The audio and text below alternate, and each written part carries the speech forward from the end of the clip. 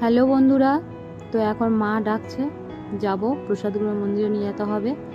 তো প্রথমে একটা ধামায় করে কিছু প্রসাদ মা আমার কাছে দিয়ে দিল, আর ব্যাগে করে কিছু প্রসাদ ছিল যেটা মা আর দিদি নিয়ে নিল। তো এখন বাড়ি থেকে বেরিয়ে পড়েছি মন্দিরের পথে। তো দিদি আর মা যাচ্ছে।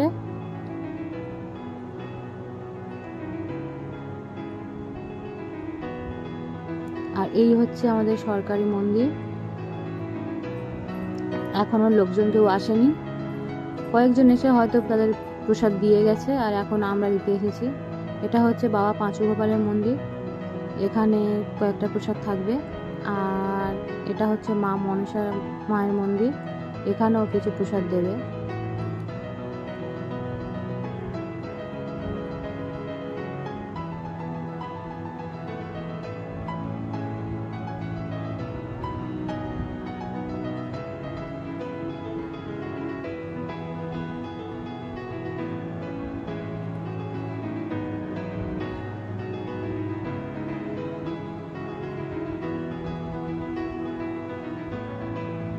আর এখানে গ্রামের কয়েকজন মহিলারা মিলে, সরকারি থান যেহেতু তাই সবাই মিলে কাজকর্ম করে।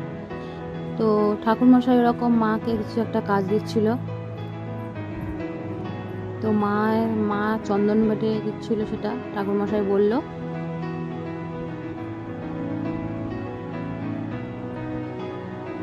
আর এই হলো আমাদের বাবা পাঁচু গোপাল।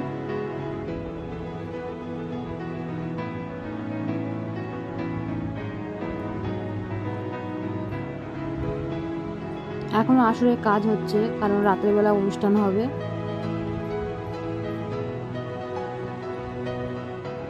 তো মা বললো তো বেশিক্ষণ দাঁড়িয়ে থাকতে হবে না, তুই চলে যা। তাই আমি বাড়িতে চলে এলাম। সবাই খুব ভালো থেকো, টাটা, বাই বাই।